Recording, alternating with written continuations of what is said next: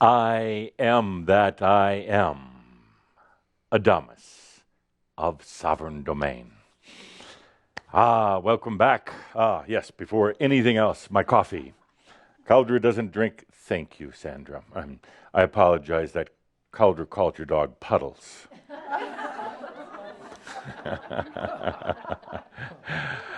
She didn't find it so funny, but I don't normally drink, Cauldre doesn't drink coffee in the afternoon, but as long as I'm going to be in this human condition with you for a little while, coffee it is. So I was at the Ascended Masters Club the other night. These are always partly true and partly embellished. We have cookies on the floor here. Well, thank you. Thank you for bringing this for me. Is this yours, Edith? Oh, this is yours. Thank you. I have food. I have coffee. Care for some? No, thank you. I was at the Ascended Masters Club the other night. Partly true. Partly true. It's my gift. I'm giving out gifts today. I'm explaining in this story. I'm giving out gifts. I was at the Ascended Masters Club the other night, and one of the new masters just coming in said, Адамус, why is it that you chose the month of February, February 14th in particular, to give this message to Shambhala? Because, of course, in the Ascended Masters Club, everyone knows.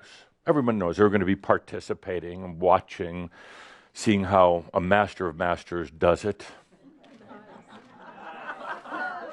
So this new master said, so Адамус, why is it that you chose February 14th for the message to Shambhala? Why not January 1st?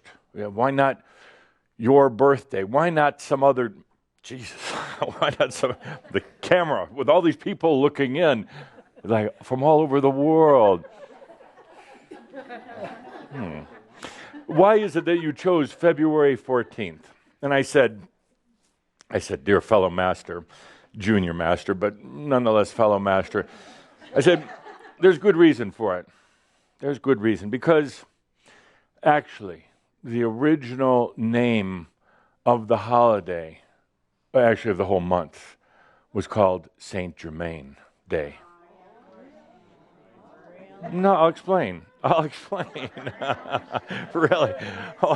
What doubters you are. What a lack of sense of humor you have.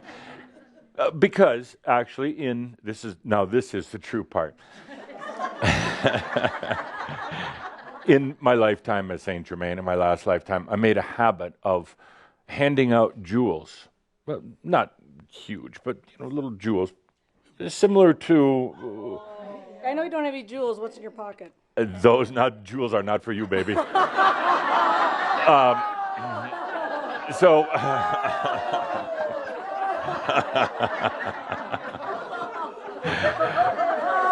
Oh, now Cauldre, stop channeling for a moment here. Gotta come back. Okay. So I made a habit of handing out gems, diamonds, sapphires, rubies, small. Made a habit of handing these out, and always with a message for the one I handed them to, always to remind them of what was really in their life, what could be in their life. Most of them took the jewel, the gem, literally, and ran down and tried to sell it off right away. But some understood what it really meant. So initially, the month was called Saint-Germain month. It truly was. If there was any written record of it at all to validate it, but actually there was a movement to call it Saint-Germain month. However, that got changed by the powers to be, called the church, and they were so confused. They knew they had to change it from Saint-Germain month, the handing out of gems and jewels, to something else. So they came up with this Saint Valentine. And first of all, I don't even think Valentine was a saint at the time. They kind of made him a saint after the fact. They couldn't even decide which Valentine it was. There wasn't just one Valentine. There were numerous ones. They did a little research and found a Valentine that actually had married a lot of the soldiers, particularly the Roman soldiers, to the Jewish people and soldiers of other nationalities that were in conquering countries. Now that's not real hard to do, to marry, men and women, young age, So it became St. Valentine's Day, not Saint-Germain month. But I'm suggesting that perhaps we should petition the Vatican to reverse that. But indeed, I did hand out gems and jewels. Now today, Caldra's pockets are empty because of Linda made sure that there was nothing there. I'd be handing out money, a lot of it. But instead, I'd like to hand out some potentials today. Now, there's actually potentials here for everyone. What is a potential? Something that has yet to be chosen and experienced. And every one of you has tremendous potentials. Hard to see sometimes. You tend to see only what's right in your face. You tend to see what the things you're struggling with, the things you fear. You tend to stay kind of limited because of that. But today, let's open some potentials. I'd like to start out, Mary Sue. You have a potential right now to be bringing through Walter, channeling Walter. Okay. But you just have to recognize the potential. You have to recognize that he's standing right here. And you have to recognize, he was over there, but yeah, right. Sorry, Walter. But you have that potential. He'd be more than happy to work with you. Now, Mary Sue's going to say, but I don't know how to channel. Isn't that just for the elite? That was Caldra, not me. Stop that. But you do. You know how to channel? You just open your mouth and go, or start writing. Get out of your mind, get out of your doubts, and just go. Okay. That potential is here for you. Thank you. Yes. Deep breath with that. And Patricia. Oh, Patricia, over there. Patricia, hello. Patricia, you've been kind of working on more practical things in your life, human life kind of things. But now there's potential, which is so radiant around you right now. If we get a shot here, look how radiant she looks. Yeah, a potential to have it happen now. That what would you call it? Creativity, that amazing inspiration. It's all around you. I can see it. Everybody can see it. Now you can add your light to it. It's there. And you don't think about it. You don't worry about it. You don't come back later and read the text transcript of this session like 50 times. What was he saying? Were there hidden words? No. It's here right now. And you just breathe it in. That creative surge, that inspiration, that'll have you doing something, well, that you weren't necessarily expecting to do. It's not linear. It's not like an extension of what you've done before. It's something different. Yeah. So you take a deep breath with that. Oh, this is better than handing out jewels, isn't it? You'd rather get, yeah. Half the group is yes, the other half is no. Scott. Oh, yeah. You have such a potential, and it's yours, and it's your partner's. There's a medical situation going on. It's really a matter, truly, literally a matter of whether to stay or leave for your partner. But a lot of it's based on you. While it appears that your partner, your loved one, is going through this traumatic situation, it's really yours. You see, he's taking it on for you. You have the potential to stay and to have life the way you wanted it, without all the other burdens, to have clarity and to stay to actually enjoy life. You wonder about it sometimes. You wonder, can you really enjoy life? Is that possible? Maybe it is better on the new earth. And your partner is acting this out for you. And you have the potential right now with your choice. But also, I'm going to expand that a little bit if you're okay, that I'm getting personal. We don't pray. We don't do a lot of ceremony at all. But what we do is we all shine the light of potential. So for your partner who is Samuel, for your partner, let's add our light to their potential for joyful life right now. We're not pushing healing. We're not trying to inflict healing because that's lacking in compassion. We're simply being the masters. You're being the masters that you are. You are being in what I call an ineffable presence. I'll get to that later, but we're just being there, all of us right now. You don't have to know what he looks like, where he is, what the condition is. It has nothing to do with that. It is simply illuminating potentials that may otherwise be hard to see for the people, you and Samuel. So let's do that right now, if you're okay with that. Okay, so everybody here, online, take a deep breath and let's just bring our light. There's no praying, there's no forcing. We're not trying to heal. It's like turning up the light in a big dark room so that you can start to see everything that's there, including the potential for truly joyful life and a joyful life together. Let's take a good deep breath with that.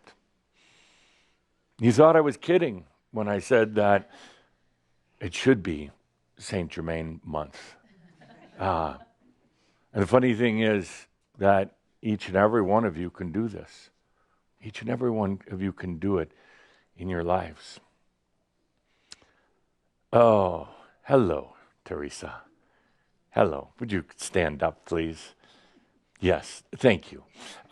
Actually, I'll come back to you because I think everybody can see. So,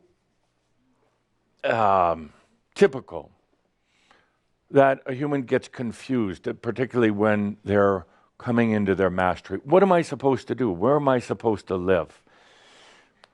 What next? Oh, and the anxiety that comes through because of that. The anxiety, the restless nights. Am I doing it right? Am I doing it wrong? Let's just stop right here. Let's illuminate a potential. Let's illuminate a potential, put a light on a potential of things that you weren't even looking at. You know, you get kind of in the mind and linear. What does Spirit want me to do? And you try talking to me about it. It doesn't matter. I really said that. So what you do, is you take a good deep breath and illuminate potentials. Open yourself up to things that you weren't just seeing through the old eyes. You come into the master sense. First of all, it doesn't really matter where you go, as you have heard. Secondly, the answer, the knowingness is going to be there when you take a good deep breath, and it's coming in right now. And the answer, it may take days, maybe a week or so to unfold, but it'll be there. So stop stressing. Big hug. Oh, I like these all moments. Yeah, they're so good for all of us. Okay. And, I could go on all day with this, but we have much to talk about, but I will talk to you, Paul. So Paul, you've got, there's a lot of potentials around, but, how do I say it? You just kind of get more comfortable with uncertainty sometimes. And there's something kind of, not pressing, but really present, really there for you. But you're just kind of like, well, I'm not sure, and maybe can I be honest with you?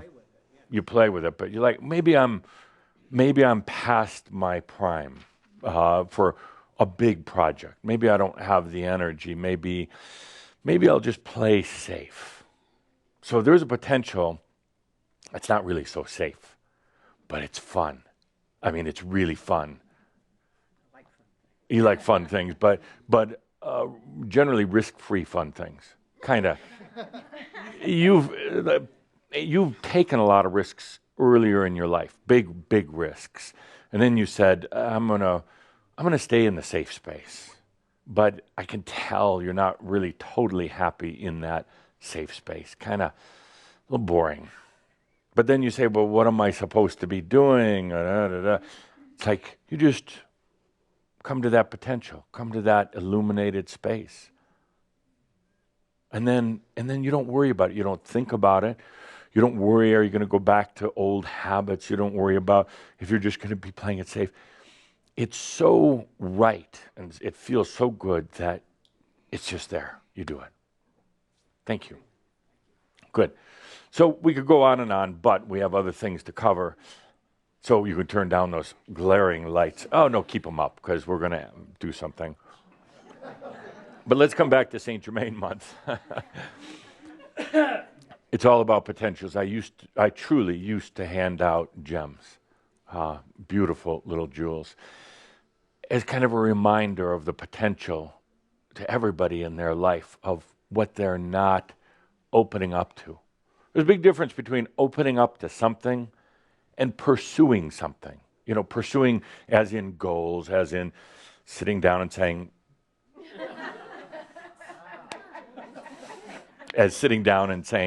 I'm going to plan this. There's a big difference in just opening up to potentials. They're all there.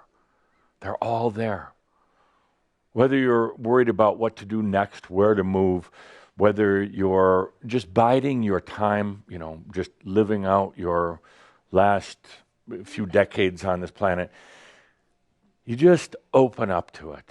And it doesn't take any effort or any work. You just acknowledge that you're opening up to it. And then it's there. And then it's making a choice. What do you want to do?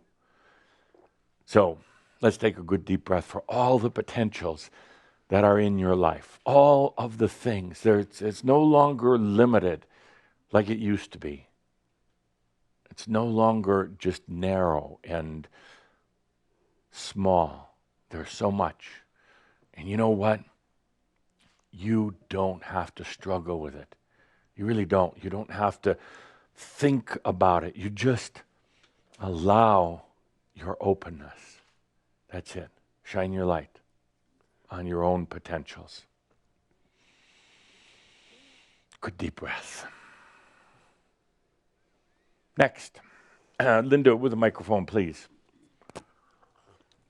Next, I'm going to do some questions, and the first question is, why do I always ask questions? If Linda, that's a good question to start with. Why do I always ask questions, usually at the beginning of the shouts? Anybody, at the beginning of the shouts. Why?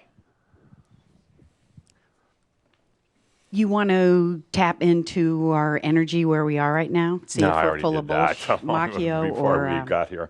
Yeah, but that's I good. can't say I like don't the know, answer. but Yeah, you can't say no. I don't know. So Yeah. Because if you do, then you go to I don't know purgatory. and You can never I've already get been out. there. Yeah, you've been Yeah, there. it's Yeah. So why do I ask questions at the beginning of our gatherings? well, for me to answer it, it makes me be here. Thank you. Good. Couple more. Makes you be here. Because you think I don't know the answer already before I ever ask? Yes. Why do I ask?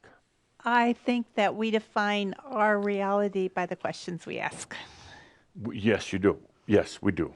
And so I would have said that would have helped us, by putting them in words, it helps us understand where we are. Yes. Good. Okay. Couple more. Why do I like to ask questions to start off our monthly shouts? Oh, I love the reaction when somebody Scare the shit out of us when the microphone comes. Yes, absolutely. That's You've a been good talking one. to Carrie. Yeah, you know how easy it is just to sit here, get comfortable, watch the show, and kind of fall into kind of like your lulled whirl. When you know that microphone's coming around and you're trying to avoid it, by the way, a little hint, if you do not want to get the microphone, don't be saying psychically, Linda, don't give me the microphone, because all she hears is, I want the microphone, I want the microphone. So, yes, that's a good one. Do you have the shit scared out of you just now? No. No. Yeah. But usually, and I was doing that. No, not me, so. Yeah, now you got it. Doesn't it feel good, though? You get that microphone and, yeah. You guys want me to sing to you? Sure. No, you don't. No, you mentioned that. Did I ask her to sing? Did I bring it up? Go ahead. You're on. No, I'm not going to. I'm not going to. You have to. No. Yeah, do it. I say that because you had a reason for saying that. I wasn't just a coincidence.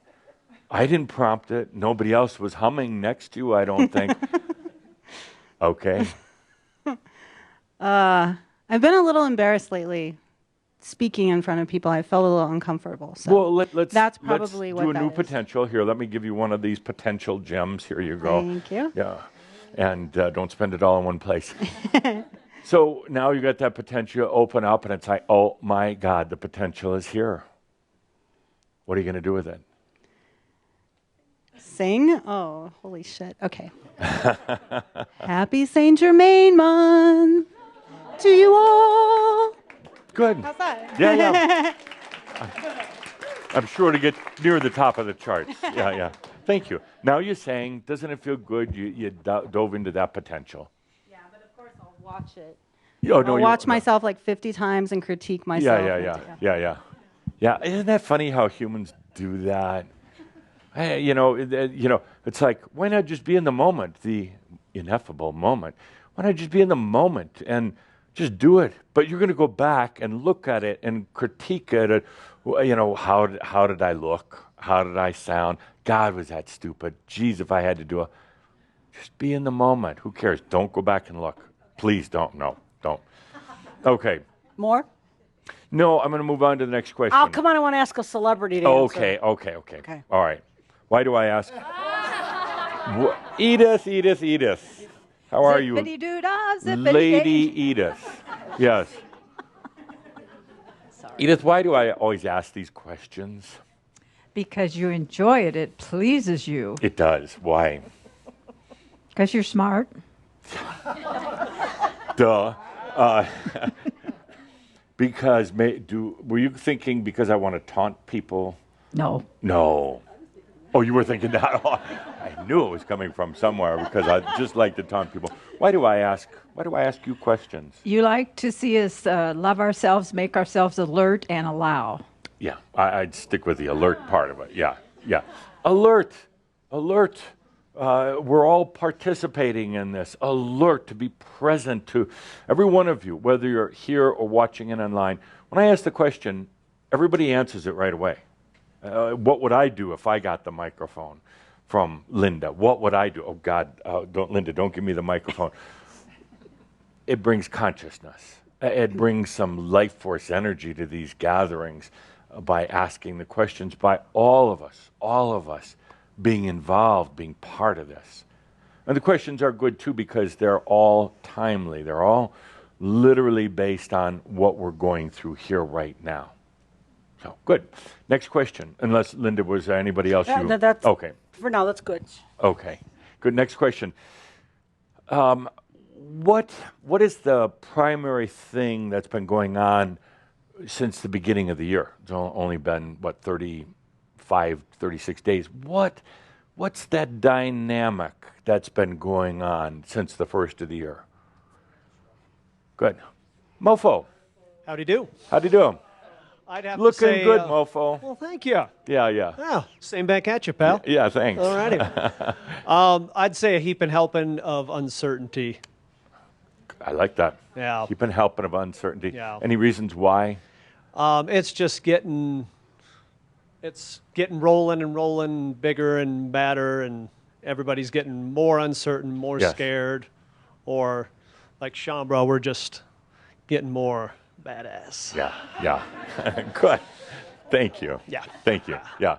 Don't go back and listen to that. Oh, that Well, no, it was good. It was good. That's why. Well, because you take something that was so good, you're humorous, you're charming, witty, but then you go back and what did I say? I want to see what that is, and then It sounded so nasal. Yeah, it sounded nasal. Yeah. I had a booger. Why you know what Linda calls it, a bat in the cage, you know?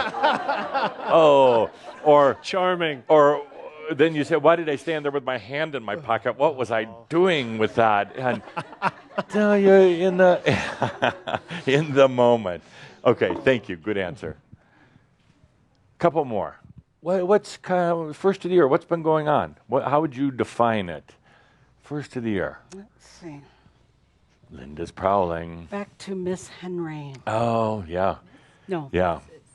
Even if you're sitting far in the Master end, she'll find her way over. Um, What we really need is one of those big boom microphone arms No, that I like the exercise. glides over the audience. I can test my No, flexibility. you can run it Test from my the little no, I like controls. my flexibility. So now we've distracted you. What has been going on?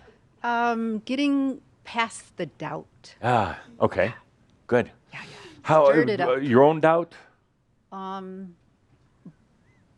Group doubt and then getting into what is mine and my Yeah. doubt. Yeah.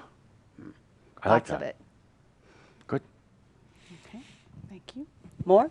Sure. 3 more. Okay. First of the year, what's been going on? What's that thing you're really dealing with? Choosing life. Choosing life. Yeah. That's, that's a good one. It's a bad one, but it's a good one. It's like, it brings up everything, and I'm promoting, I'm aggravating, I'm provoking that whole discussion right now. Yeah. In things like pronost, in things like kihak, even in the shouds and in our personal conversations, I'm provoking that. This whole thing, new earth, old earth, where do we go from here? It hurts. I mean, we could just be doing nice kumbaya things, but I think we need to really, really walk on at this point. So, yeah. Should I stay? Tough one. Tough one. That's the question. That's a big question. And when you look at that question, should I stay, without a lot of light on the potentials, when you're just looking at, is it going to be 5, 10, 20, 30 more years of kind of the same? It's a pretty gloomy report. It doesn't come back so well. So that's why we're in Saint-Germain month, opening up to the potentials. Yeah, good. Okay. Thank you. Oh, I love this. Yes. And you can feel, just before Linda hands that microphone to anybody, you can feel how this, can you feel the layers of energy movements right now that are occurring in the room? And it's big and it's small and it's like, you want to cry and you want to laugh and yeah, it's all there. Yes. How would you define it? For me, it's been freedom. I sold my home. I feel like there's potentials. Good. Did you get a lot of money for your home? Good enough. Good enough. Okay. Yep. Good. And what are you going to do next? Travel. Good. Good. Excellent. Where's the first place you're going to go? Well, Hawaii's on the docket. Yeah. Florida and Hot Springs. Hot Springs. Good. I'm glad you didn't say Colorado Springs, I mean, just an hour away. I mean, some people don't think big, well, I think I'll take a big trip to Colorado Springs. Go visit Garden of the Gods one afternoon. And it's like, okay, good. Thank you. One more. What's been going on since the first of the year? Try to mix it up. There's a very notable Shambra energy. They're passing the mic, Linda. It just keeps going away. Yes? Well, one huge roller coaster ride, so... Yeah. Good. Freedom, definitely. One thing about the roller coaster ride is that, you know how the roller coaster is up and down? Yeah. This one is going backwards and forwards at the same time, and up and down. Yeah. And it makes no sense. How could a roller coaster be going forward and backward this doesn't make sense. But actually it does. Good, thank you. Thank you for being here. My answer, what I've observed, the reason why I bring up this question, pretty simple. Doubt. Doubt. A few of you said it or came close to it. Doubt. It's a time of a lot of intense doubt in yourselves, tearing you apart in a lot of ways, and doubt about the world and what comes next. I mean, there's always a degree of doubt, but now the doubt is so profound, it's so notable, and really working at very deep levels. Doubt about, are you doing the right thing? And you're not alone in this. When other masters, the very few that have come this way before you, when they get to this point, a lot of doubt.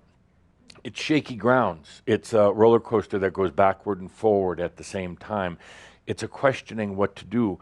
And so often happens, you're not looking at the whole light of potential. You're just looking at your past, where you've come from, trying to project into the future. And you have feelings inside you that there is something about to break loose.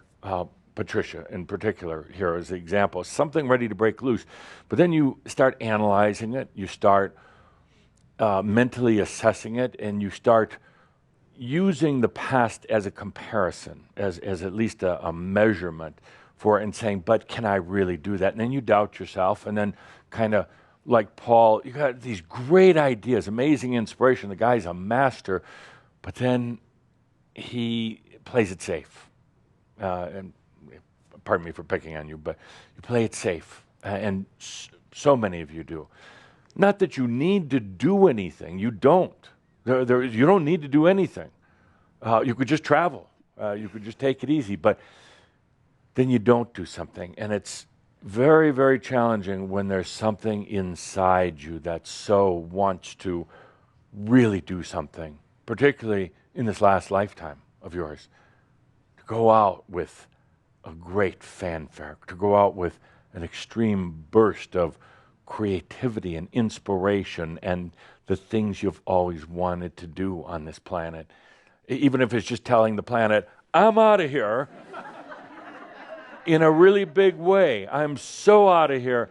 Have fun in your shithole.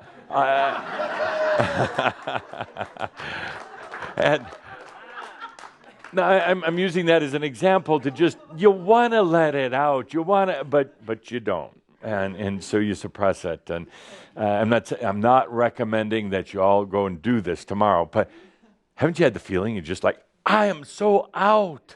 You know, I know some of you did that in your school days. You got to a certain point, in some of you in high school, some in university, and one day you just woke up and said, this isn't for me. It's maybe for the other people, but it's not for me. I'm not going to take another 2 or 3 years. Some of you did it, just months before you graduated. This isn't my path. It might be somebody else's. I am so out of here. I don't know what I'm going to do.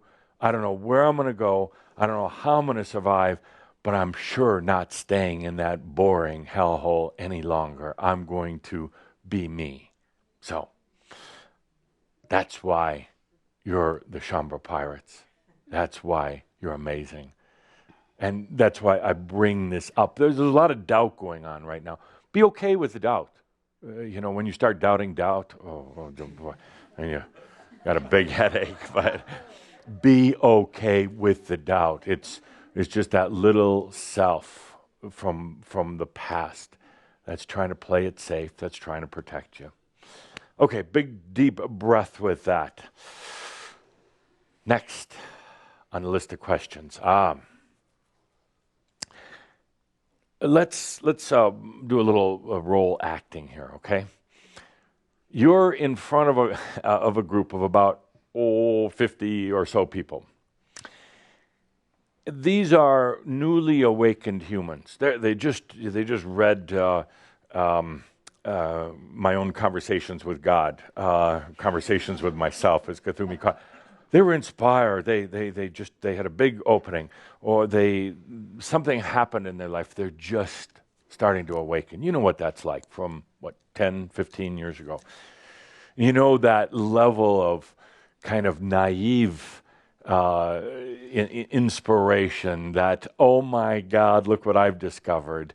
Now, here you are, as you are today, as beings coming into mastery. You've gone through some of the tough times. You've gone through that initial euphoria of awakening. Oh, there's something else. And now here you are, a number of years later, having gone through a lot. What 2 or 3 things would you tell? So it's going to be like you're in front of a group. You're the master. You're the teacher. And you've got a limited amount of time, so you have to get right to it. What are you going to tell this group of newly awakened beings? What are the, let's say, 2 or 3 main points, or if you really want just one main point. What are you going to tell them about this journey? What sage, wise advice are you going to give them? So, Linda, would you come up here to the board, and let's turn on your magic pad thing over there. And technology, it's amazing. She can stand there, and it's going to show up over there. Unbelievable. What comes next? And so what we're going to do is we're going to role play act. Remember, take a deep breath, because some of you are freaking out right now. Act of consciousness. It's all an act, okay? So Linda's going to call on you, but she's going to be standing here, writing on the board, which means you have to come up here. Oh. To the chair. So Linda, you pick. I'll step back. Sart. Sart. So you're talking to... Now is when you know if you're on Linda's good list or bad list. I'm not saying which is which. So, Sart, you're talking in front of a group of approximately 50,000, if you include the camera. Hello, Shamra. Wish you weren't so shy. I'm trying not to be. What couple of points Sorry. would you have? Don't listen to anybody else. Listen to yourself right off the bat. What else? Oh, be like Sart. Sart, I really helps. Isn't this a contradiction? Didn't you just say? Anybody else catch that, or is it just me? Listen to yourself. Don't listen to anybody else. Be like Sart. Okay, that one's off. Okay. And Linda's going to be writing these. Could we get the magic board up on the thing? So what did he say that was worth writing? Nothing. Well, no, he said nothing matters. Yeah. Listen to yourself. All right. Okay. Enjoy life. Do what you want to do when you want to do it. I know it's hard money-wise and all that good stuff that you can think about, but do it for yourself when you want to do it. Okay. And now this is a group of awakening humans, and they're going to be having a little bit of a journey in front of them. Anything else you'd like to share before you leave the stage? Anything else about awakening into mastery?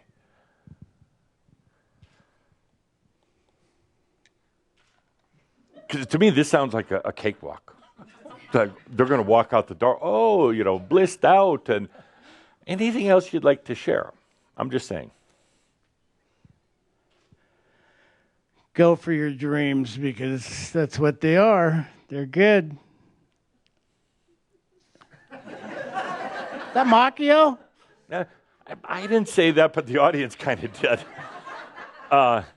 No. If you were all awakening humans, oh yes, but you're not awakening humans. You're coming into mastery. You're not necessarily going yes. You're kind of going, are we not addressing the big elephant in the room? There's a really big elephant in the room, but that's just my opinion. You've got the stage, master.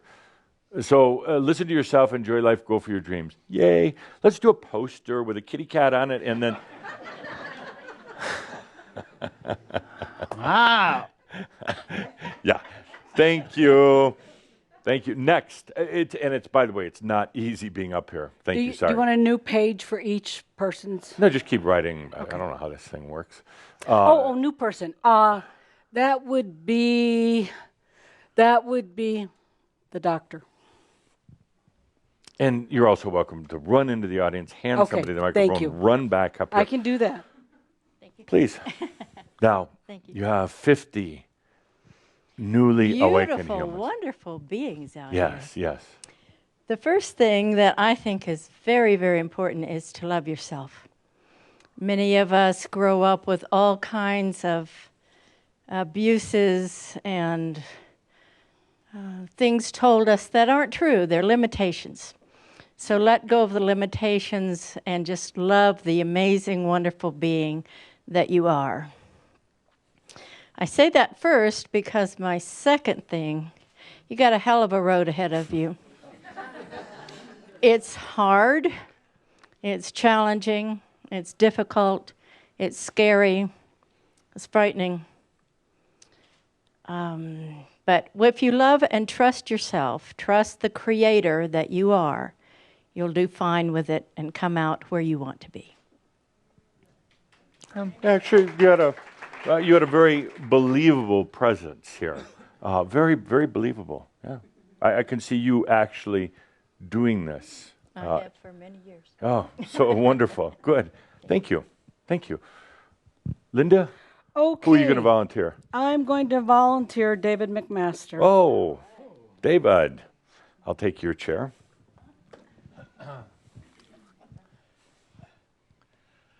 Well, the first thing I would recommend is to stand up, put your head between your legs, and kiss your butt goodbye. I'm not going to write that down. Yeah. Could you demonstrate, David?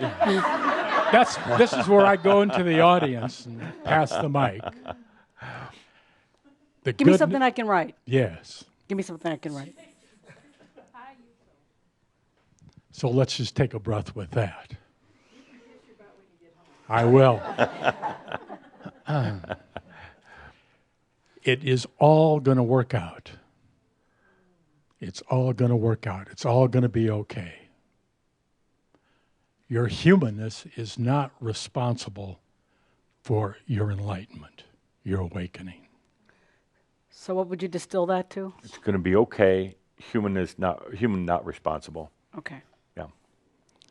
At the same time, in going through this process, it's going to bring up tremendous anxiety and doubt. And that is the time to truly trust and accept yourself and know that you have never, ever done anything wrong. So enjoy life, breathe, and allow.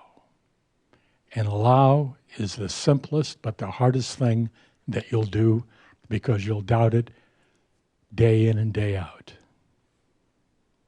But just allow.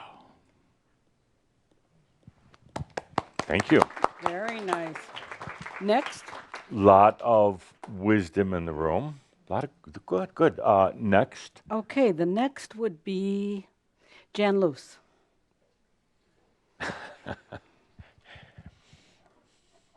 This is Linda's list. Notice I play the nice guy. I don't call anybody up. Go ahead. Wow. I think the thing that helped me get through the most was that you can't make a mistake. I think that was the biggest aha for me, that through my life I always felt like whatever I was doing was not correct. I was not following the right thing. I was not doing the right thing. So for me, for somebody to tell me that I was not making a mistake was huge. So if I was to tell you that everything you do is okay, that you can't make a mistake, that would be the biggest piece I think that I could say to you. Can't make a mistake. Good. And do you abide by that in your own life? I mean, is this something that was easy to take in? No, I'm still working on it. Yeah. But it's a very good thing to understand. Yes, I think so. Good. That Now, was how do you feel standing up here? a little nervous. Good. Okay, but you came into a potential today. I did. You did. Oh. Standing up here like this. Wow. Yeah. Okay. Thank you. Thank you. Okay, 2 more. Straight and we behind have other you. things to cover.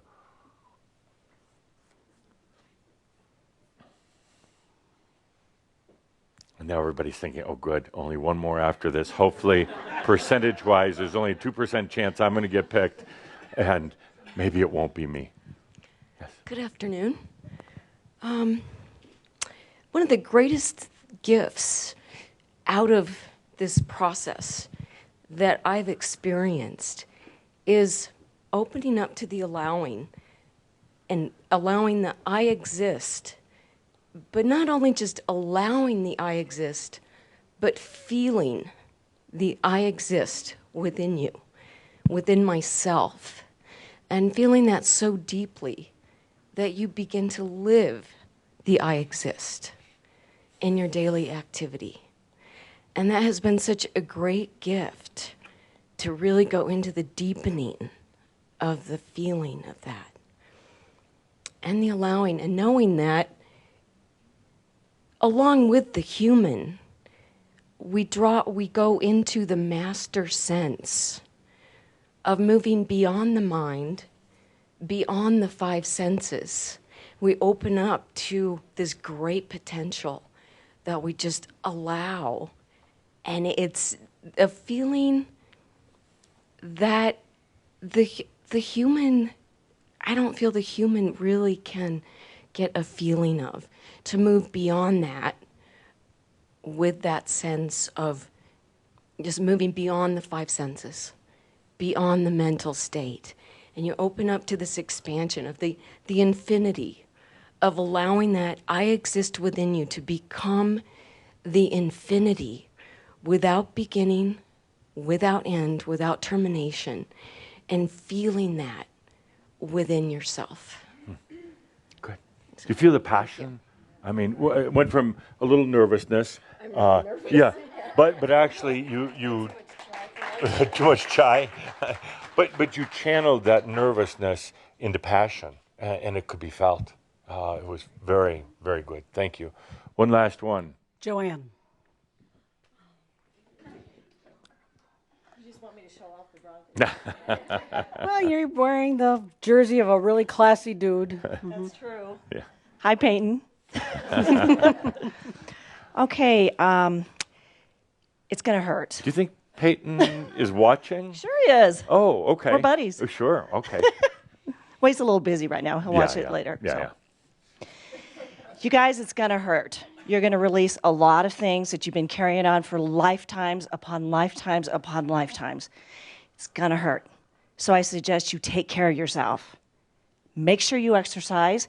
Eat really a lot of live food, a lot of water, and love yourself. Go dancing as much as you can. That releases a lot, trust me, on that. And there was something else I had. Don't sweat the small stuff. Don't be so hard on yourself. We're not perfect. Who would want to be perfect? Don't sweat the small stuff. And have some fun. Right? Woohoo! Thank you. Thank you. And I forgot, there was one last one I wanted to do. Dear Linda. You don't need a microphone. Go ahead. Linda, you were a classroom teacher.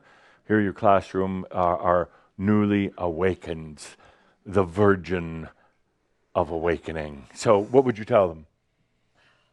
Do you want me to write it down? Does it have to have not already been said? No, it's anything you want. Anything you want. I'm going to cry. Life. That would be a good one. Yeah. Life is a beautiful experience if you allow it and can just be with it. And when you do that, your true I am immediately is always there for you. Okay. It's not fair. Everybody else. Thank you. Thank you. Okay. And we can turn these down a little bit so I'm not glaring in your eyes. The Адамус teaching a class of newly awakened students is going to be a little bit different, as you could imagine. Number one, you're all the newly awakened. Number one, there is no going back. Forget about it. It's too late. You should have thought about this earlier. You are so... I wasn't going to say screwed, as somebody said. I was going to say you are so into awakening now. Screwed. That's my point number one. My point number two, any resemblance, any semblance of yourself is going to be obliterated, crushed, pulverized over these next 5, 10, maybe 20 years. Get over it, because it's gonna happen. It is going to happen. The you that's sitting here in the chair right now with that big mock-you smile on your face. This is what I would do. It's true. Yeah, it's true. Think back, like I'm talking to all of you a little while back. Where was I? That big mock-you smile on your face right now, remember it, because it's going to be a long time before you're smiling again. I'm addressing the elephant here, because from awakening to mastery changes everything. You realize that it's not the human that is going for perfection, not the human trying to be a better human. This is the thing that you've desired in your heart and soul, is to be the divine, to be the I am. So there will be times, more times than not, that you are going to absolutely feel awful. That's Emotionally. exciting. Shh. Give me my talk. Somebody should have said this to all of you 15 years ago, right? Emotionally and physically. And when that happens, understand it's part of awakening. Maybe it doesn't have to happen in future generations. Maybe there's some real pioneers like you that are going to go through this and blaze the trail and smooth the path. Maybe. But what you're going to go through is going to turn you inside out. It's going to put you in face-to-face confrontation with your own demons and dragons. It's going to be a nightmare. And each and every one of you will come through this. Each and every one of you will eventually come to your mastery. And it won't be anything like you think it is right now. Won't be anything like you have imagined it to be. It will be infinitely better. It will have so much more potential. It will have so much more meaning. And you will not just talk about loving yourself, but you will be in love with yourself every moment. That's what you have to look forward to. These next years are going to be difficult. I know it. I've been through it. And this group that came before you called Chambra, they know how difficult it is. But I want to let you know right now, as you're going from your early awakening into your mastery, that we, not just I, but we are with you every step of the way.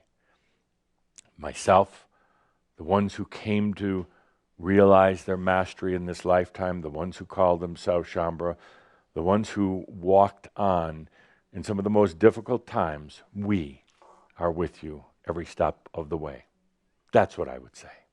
So let's take a good deep breath. Thank you, thank you, thank you. Because I want to address the elephant that's in the room with all of you. I want to address that fact that it tears you apart at so many levels. It puts you in face-to-face with parts of yourself that you didn't want to look at. And we're not trying to recruit people into this. We're not trying to sell them on the wonders of enlightenment.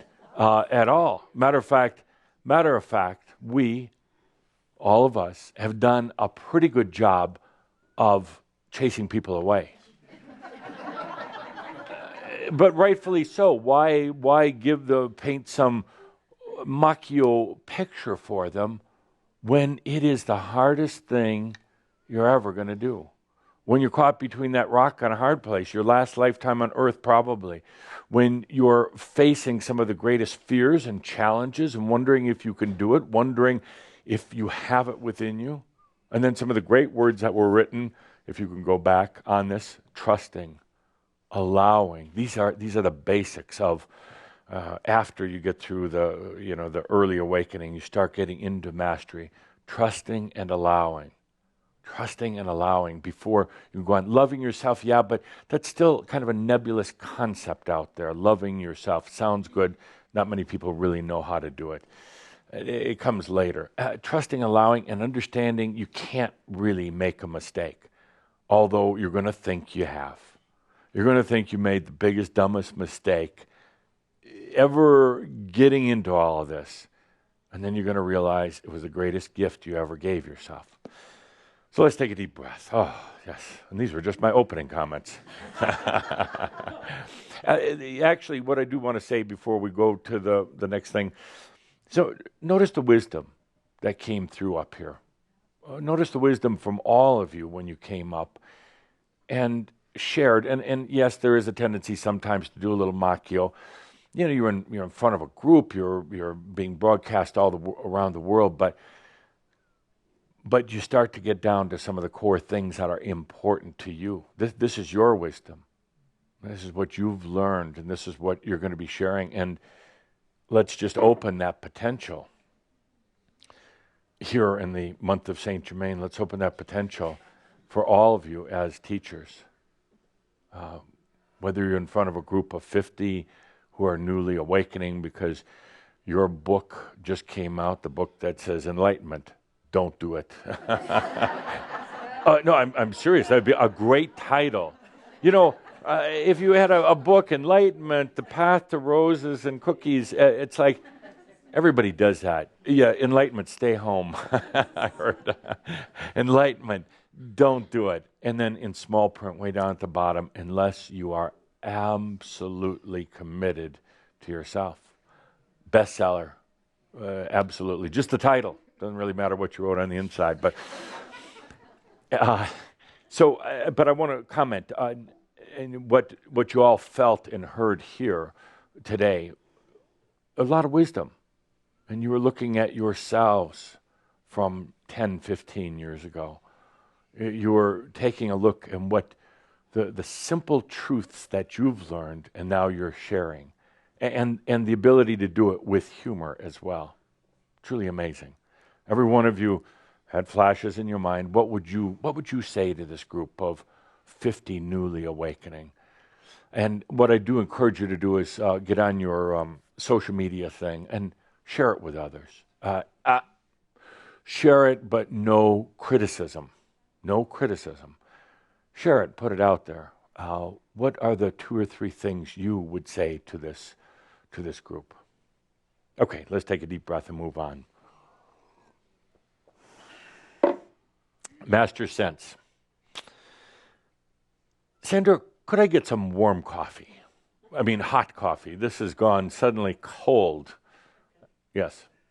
A little cream, no sugar, fresh brewed, not from the pot.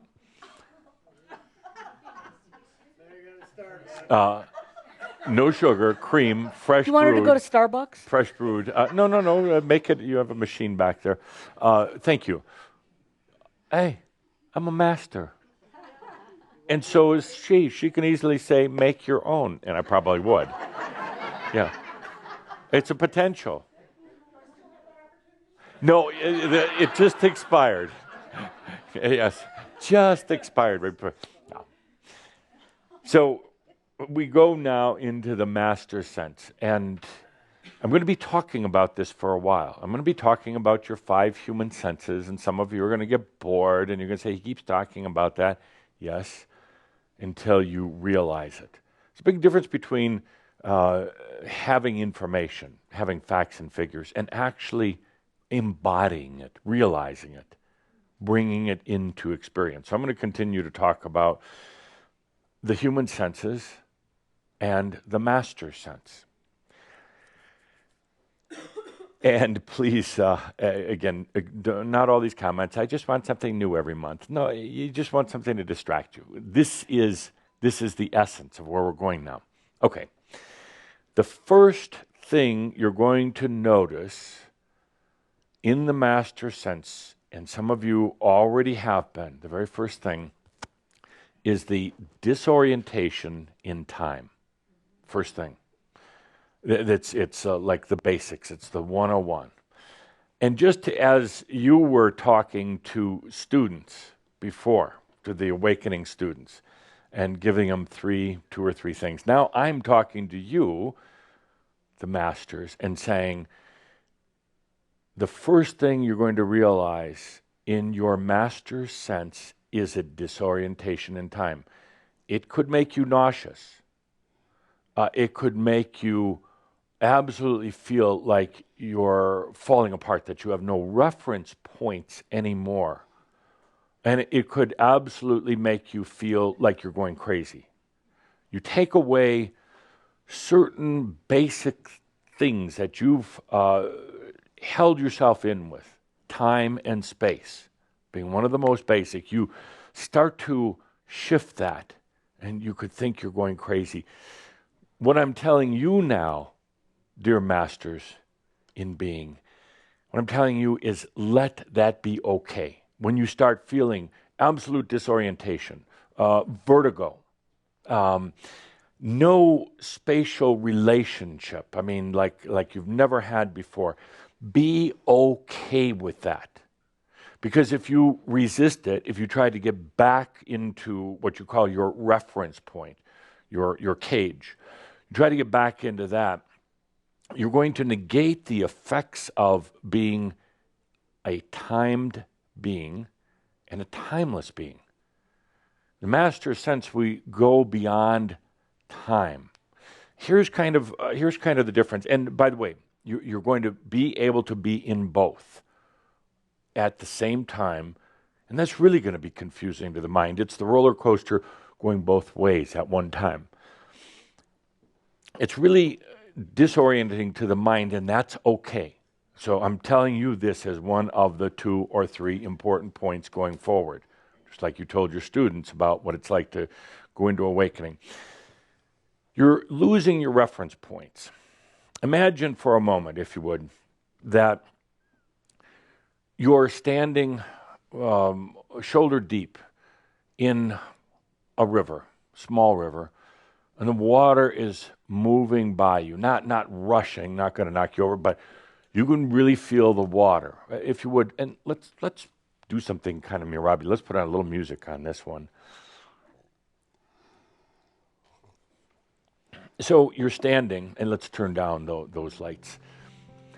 So you're standing in the river, nice clean water, of course, and you can feel the flow of water all around you, on your body. You can feel the temperature. You can feel that force, that there's a pressure as the water flows past you.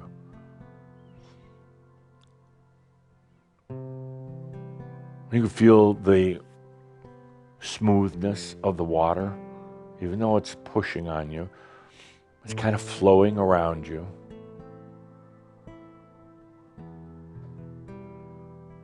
You can feel its presence. It has a defined presence, this water. And it's always there. That flow is relatively consistent, always there.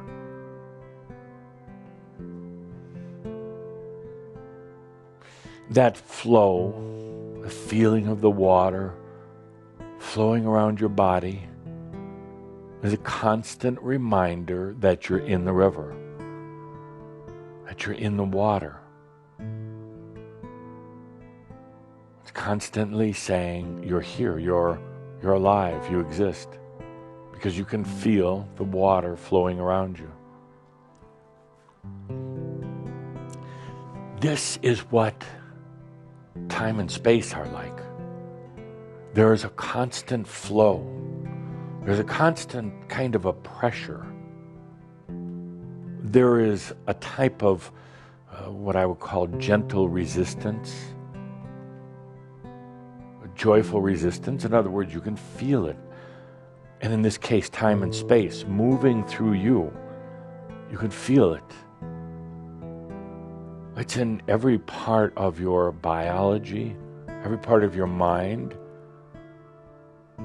Time and space are like the river. It was a big kind of a leap coming to the understanding that you're not going through time and space, that it's flowing through and around you. Now, in this example, in the river, feeling it against you, it kind of makes sense. Ah, yeah, time and space are the things that are flowing. And if you move your hand in the water or your leg, time and space, or in this case, the water, responds. You're not running through the river. You're not pushing the river as you go. It's flowing around you. That's really the way the whole principle of time-space works. But what happens is now there is a constant, the flow of the river. It's constant, always there. To the point you forget that you're even in the river.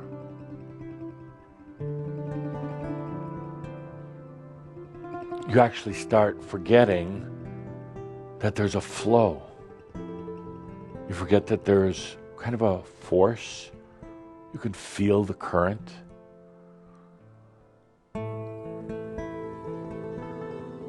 You forget that there's a resistance or a friction. It's a constant. It anchors you. And actually, the flow of the river really never changes, nor the temperature, nor much of anything. It's always there. So pretty soon, you just come to accept it, never to question it, never to wonder what it's like not to have this. It's always there.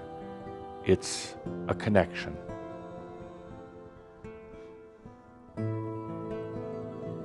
And this is what it's like. It's what it's been like for you. The flow of time and space. Move a leg, move a hand in the river. Dip yourself down. Put your head under the water. It responds to you. It flows around you. This is time and space. And this is what humans do.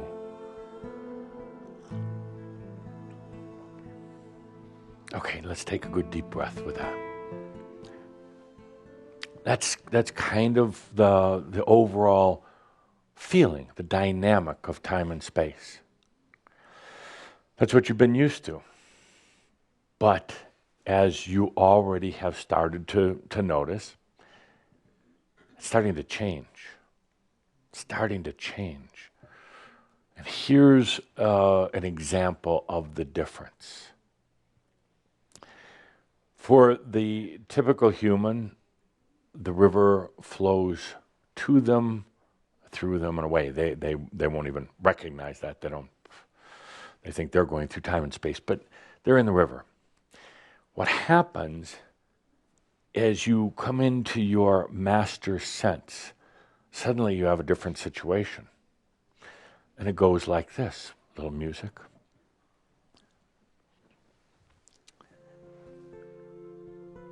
Now, you're in a big, warm, beautiful swimming pool. Just you, nobody else. Nice, clean, warm water. And you let yourself go underwater, submerge. Just kind of float. This great big pool, beautiful warm water. It's right at about body temperature, so you don't really notice the water. And it's not moving. It's just there. There's no pressure. There's no force. You're just kind of floating. Let yourself feel that for a moment.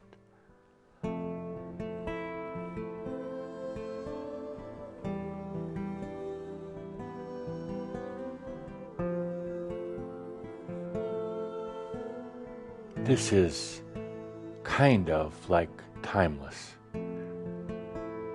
That water is in the now moment. It's not pushing against you. It's not going anywhere. You are in a pool of potentials. Timeless potentials.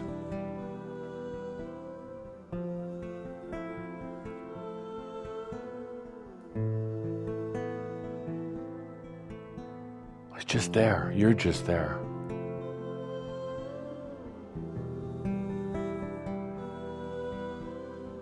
This is timelessness.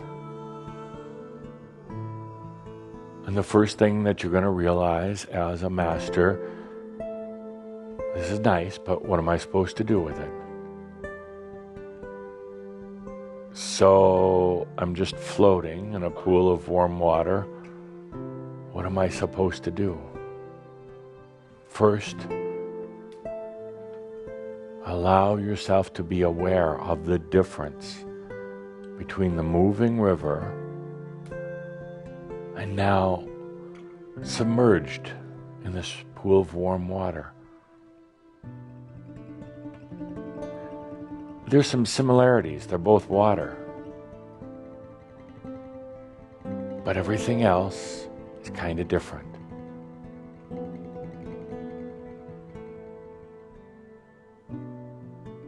This is timeless. What I call the ineffable moment, the ineffable presence. Ineffable means without description. No trying to quantify it.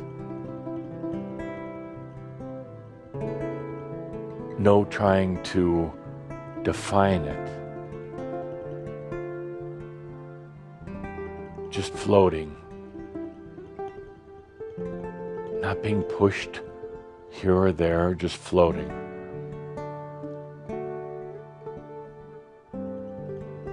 The ineffable presence, the I am, surrounded by this ocean of potentials that exist beyond time and space. That's what that water is. All potentials. It's also time and space, but it's very different than the river because the moment you choose now to experience something, the moment you choose to be creative, the moment you choose to express yourself, suddenly that non-moving water, that time and space which is not moving, suddenly gets activated. Suddenly. Then it moves in absolute, perfect response to your desire. But unlike the river, it doesn't just flow for an eternity. You can change it, you can move it, you can adapt it, or it rather adapts to you the moment you choose something. And it's out of time and space. It doesn't matter if you're here in this pool of water, this non-moving time and space. It doesn't matter if right now you're choosing something that the human in the river would have thought was in their childhood. Because there is no time and space, Master. There is no past. There is only the ineffable presence. It doesn't matter. It doesn't matter here in this pool of time and space potential. If you are choosing to experience something that the human back in the river thinks is in the future, thinks is upstream somewhere, not here in this pool, because it's timeless. To the human, that's mind-boggling. How can that be? The human's been in the river for lifetimes and lifetimes and lifetimes, and it doesn't know anything other than the river. It relies on the river.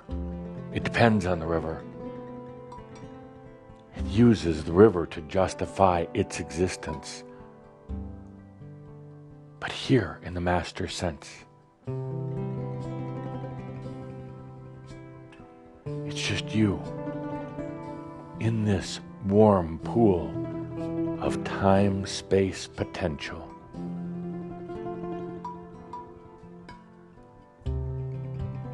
That child that you were, that child that was unsafe at some point, is here right now.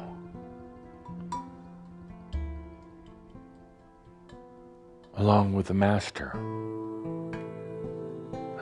that some of you would call from the future, but it's not. They're here in this pool with you right now.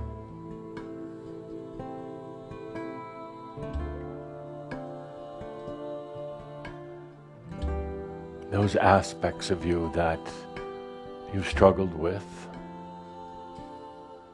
they're in this pool right now. Along with the fully integrated self that you are, all right here, fully integrated.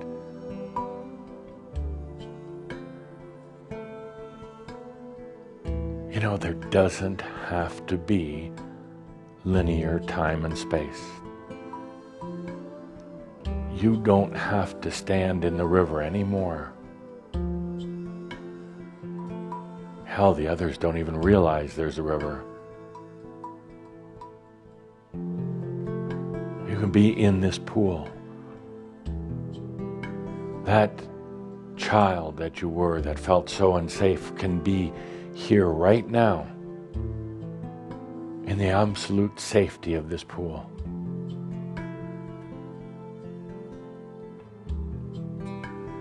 Right with that master that you're trying to become is right here.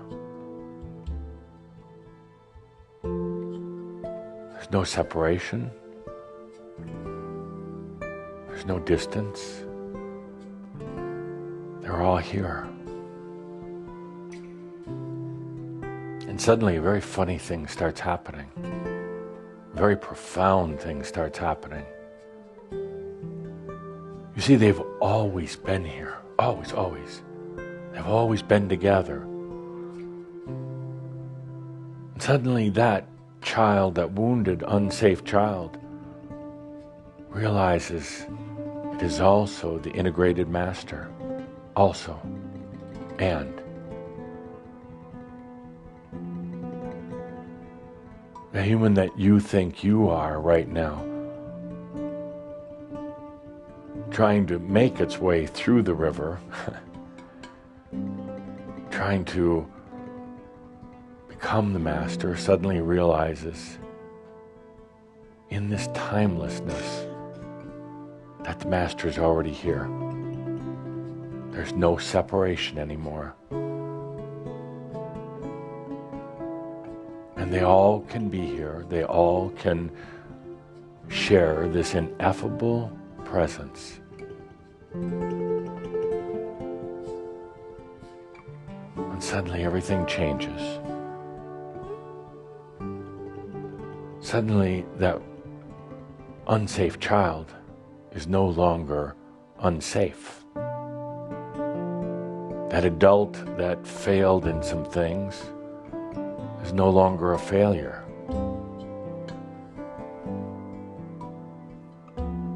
That person that's trying to become a master is no longer trying. Because suddenly all the potentials are illuminated in this place without time or space. You're already there. You don't have to heal the child. You don't have to justify the mistakes. You don't have to try to be the master. They're all here.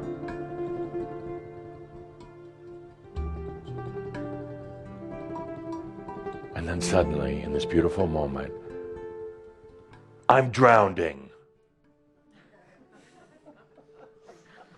What was I thinking? I'm underwater. I'm floating around in this pool. I'm drowning. Where's I going to catch my breath? That's going to happen.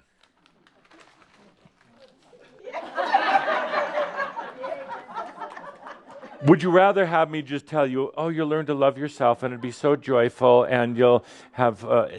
Yeah. I'm telling you right now what's going to happen. Yeah, for today, yeah. I'm telling you right now. God. It's going to happen. Because the first thing that you realize in the master's sense is that there is timelessness, and you're going to be in time as well. You're going to still be in the river, and you're going to be in the pool, both at the same time.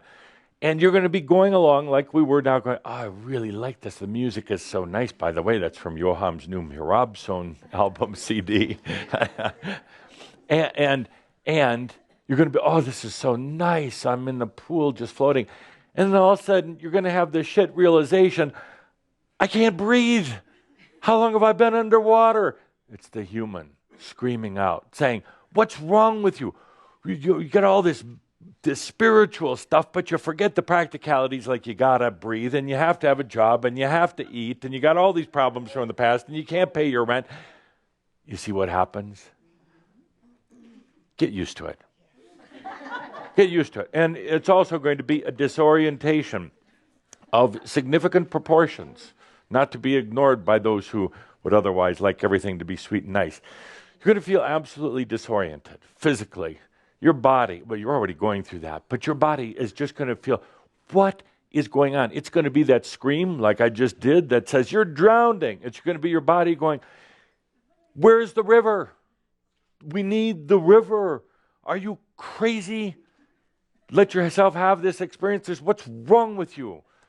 Get back in the river right away without that force, without the pressure, without standing in the river for endless lifetimes. You're gonna die. You're gonna go nuts.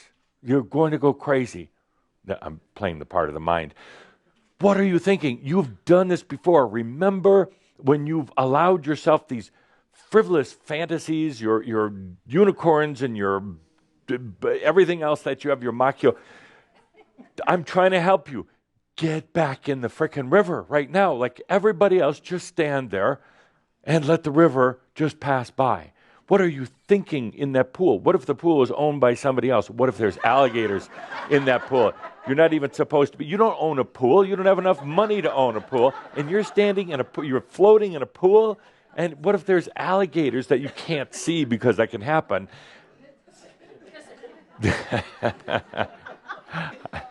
And this is reality, my friends. Just like you were talking to the students who are coming into awakening, I'm talking to you who are coming into your master sense. First thing you lose is the balance or the rigidity of time. It's really cool at first because you're just going to be floating along in that timeless, that ineffable presence, that, oh, God, does this feel good? It's so liberating. And then suddenly, reality, your old reality, the river, the river reality. So get ready for it. Are you okay with that now that you know that it's going to happen? Now that you can go, oh, yeah, I remember we talked about this. Oh, now I'm not so worried about it. Now I'm okay. So you are going to feel the effects of timelessness. Be with it. Be bold and daring. Open up to potentials, okay? Okay, this is Saint Germain's month. Well, historically, there will always be Saint Germain's month now. Open up to the potentials that exist in timelessness.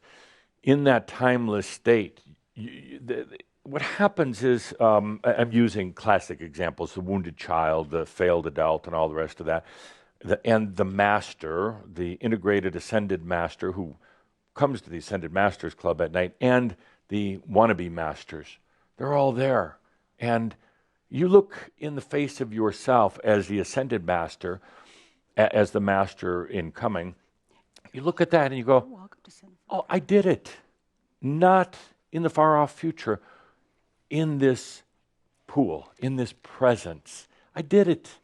And that little kid that was battered and beat and felt unsafe and all the rest of that you've been trying to heal and process and everything, doesn't need all that. It just needs to be there and go, oh, hey, it worked out. Good. I'm going to go back to playing now and having fun and not worrying about the outcome because it all worked out.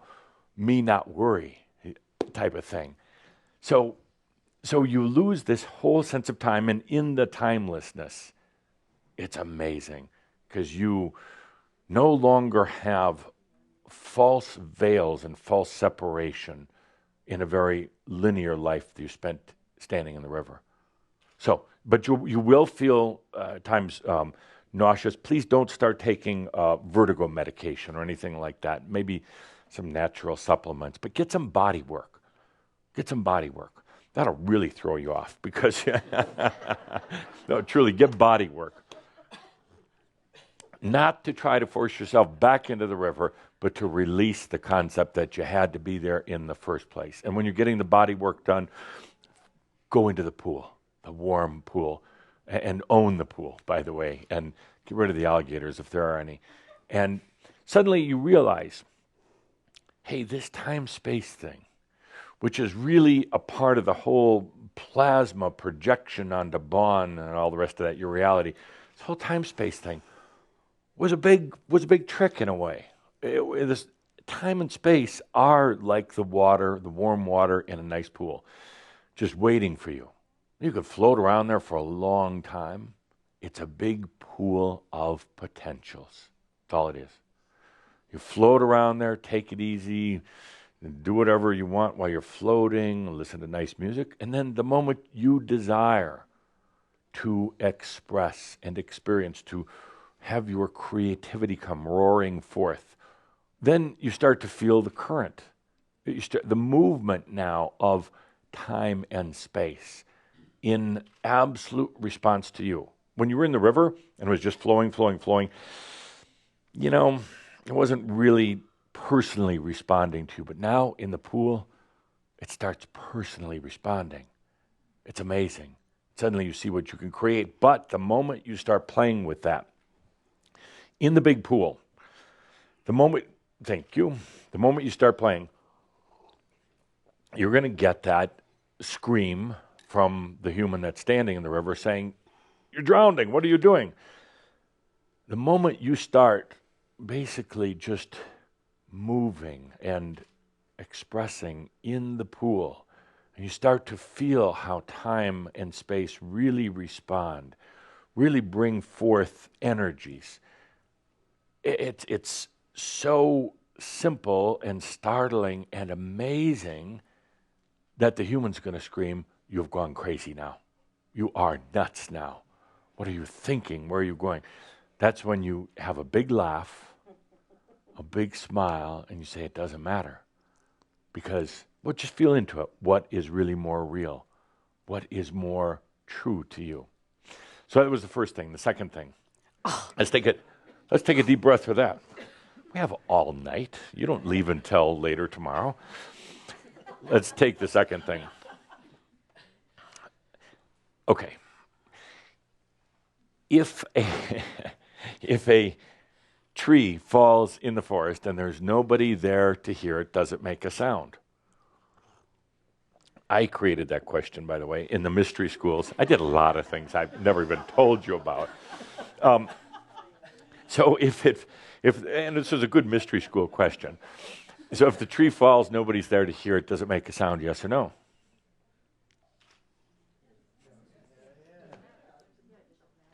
In yes and no, kind of, but not really. Because, we can go down this rat hole for a long time. In order for anything to be real, to exist, to manifest, consciousness has to be present. Yeah, consciousness. So now you could argue and say, yeah, but that tree falls and it still makes a noise, because you could put a measuring device, microphone, and your statometers or whatever they're called out there, and it's going to register a noise. Well, isn't that device part of consciousness, measuring it? So it's like, well, we have to let that one go, because consciousness was present. Maybe there's a fox or the squirrel, and but you have to have enough consciousness to be able to talk to that fox or squirrel and say, was there a sound yesterday afternoon at 3:45? And then if you had that kind of consciousness, then you were probably there when the tree fell and probably did make a noise. But if you weren't there, does it really? Actually, we could bring this down to almost a scientific level. If it fell and you're not there, there's no consciousness there, you also don't have the sensory device of your ears. Actually, it does not make a sound. It makes a vibration. The ears interpret things as a sound. Yeah. And the question then is, does it even make a vibration? But let's stick to the original thing. Does it make a sound? No, if you're not there. And I use that as an example of also saying, in the master's sense, get over the fact that you have to hear it. It's the presence being there. And it might be a vibration that's perceived. It might be something other than the hearing. Or eventually the eyes. That's a whole different shout. What I want to talk about right now in relationship to this is to carry that question forward. Does a space exist without consciousness? Are there dimensions that are out there that have never been necessarily visited or been to by soul beings? Do they then exist? This is the master's form of the tree and the sound in the forest. If consciousness has never been there, do all of these other dimensions exist? And the reason why I present that question, by the way, the answer is no. The answer is no. Consciousness has to be present for anything to manifest, to become real. Otherwise, it does not exist. And I bring this up because the next thing you're going to realize with the master sense is that you're going places now, you personally, you as a group, you're going to places that you've assumed existed. You assumed were there. You're going to dimensions. You're going on journeys to places that do not exist. They are called the no place. They don't exist. Nobody's been there. What about the new earth? Totally different subject. Totally different subject, Edith, which I don't want to get into right now.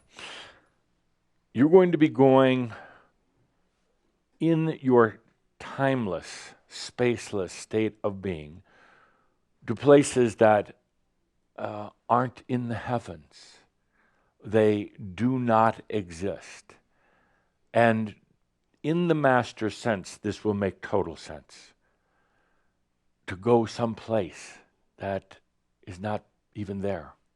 It makes total sense. But to the human, this is a huge challenge. It's the old, well, you know, if the tree falls and nobody's there, will it make a sound? If nobody's been there, does it exist? You're going to be going to, they're not really even dimensions. They are states of consciousness, states of being. And when you go there, the human mind, the human that's in the river, is going to doubt it. That's why at the very beginning of this long shout, the very beginning, so what's been happening since the first of the year? And the baseline answer was doubt.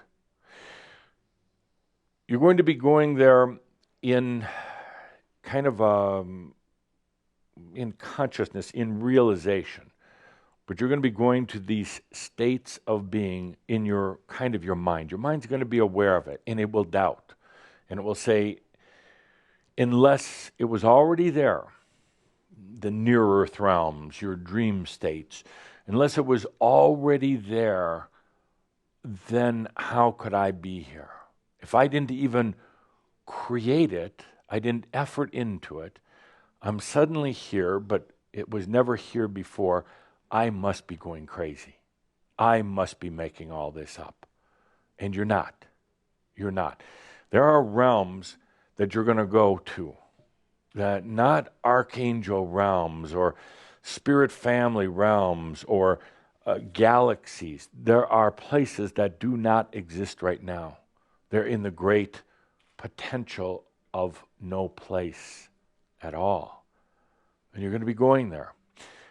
Generally on individual journeys, generally by yourself.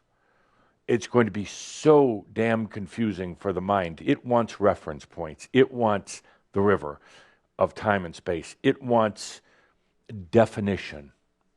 It wants something. And you're going to be going there in what I call this ineffable presence. Undefinable. Even to the, especially to the mind, undefinable. And I'll tell you right now, just as you were lecturing the awakening students before, now I'm lecturing to you, the masters, it's going to feel strange and beautiful at the same time. And when you think about it, or feel into it rather, you feel into it, you want a reference point. You want something to, as I always say, the mind is associative. It needs something to associate. But you're going to perceive things that, well, a good example, a good time to put on some music. And we'll do a little Rob Cha-Cha with this. I'll give you a good example as the music starts playing.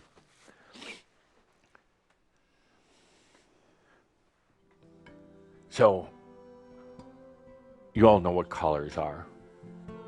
We'll wear some very nice colors here today. And you're very familiar with the color spectrum. A lot of you know how to mix colors to get other colors. But an example of going to a place that's never been gone to, that does not exist, and that you didn't actually have to work to create, is like being in a color that you've never perceived before. Neither is anybody else. A color.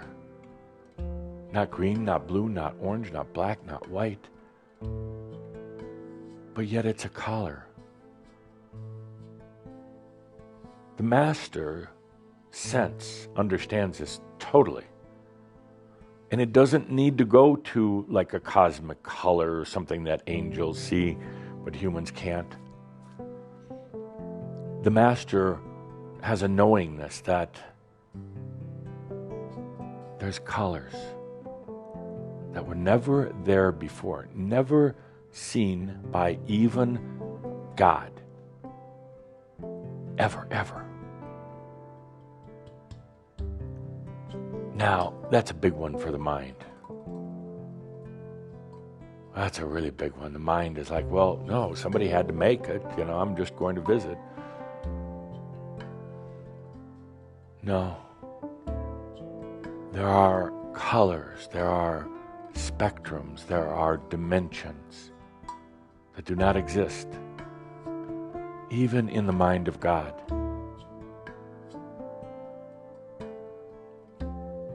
There are places and spaces that you're going to find yourself in that nobody has ever gone to. And you're going to wonder how it got there. You're going to wonder who created it, how old it is, this place that you suddenly find yourself in. Who does it belong to? And you're going to realize nobody's ever been there. Ever.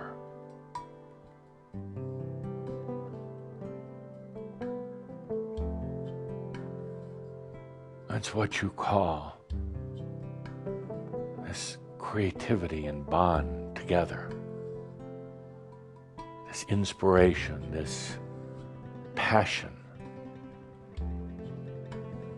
On the backdrop of bond. This screen where any reality can be created and nobody did it. It's one thing to say you're going to take off on a journey,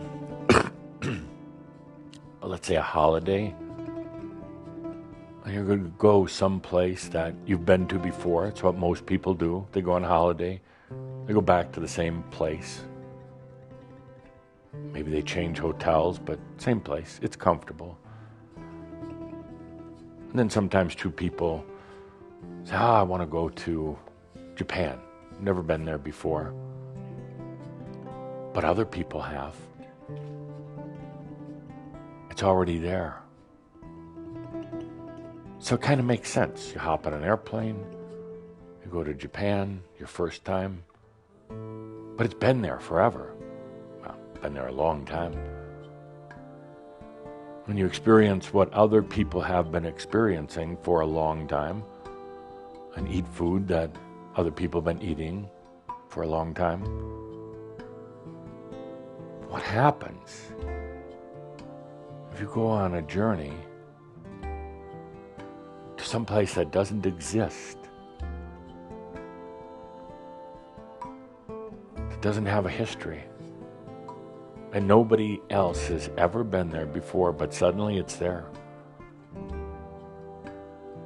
That's pretty amazing. But then your mind is going to say, you're drowning. Breathe. You're going crazy. Remember when you did this before? Stop. Get back. And that's when you, as a master, with the master sense, takes a good deep breath in your presence, and you realize you're not going crazy. You're just getting out of the zoo.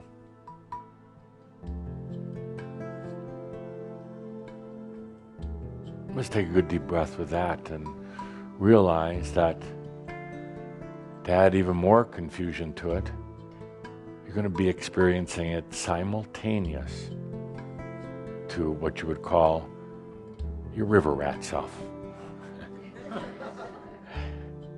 You're going to be experiencing it simultaneous to driving down the street, driving to the grocery store, putting up with traffic, thinking about your kids, what has to be done later in the day, your bills.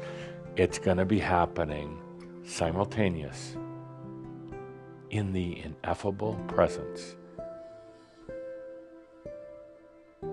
And that's when you take a deep breath and say, I am so into my master sense.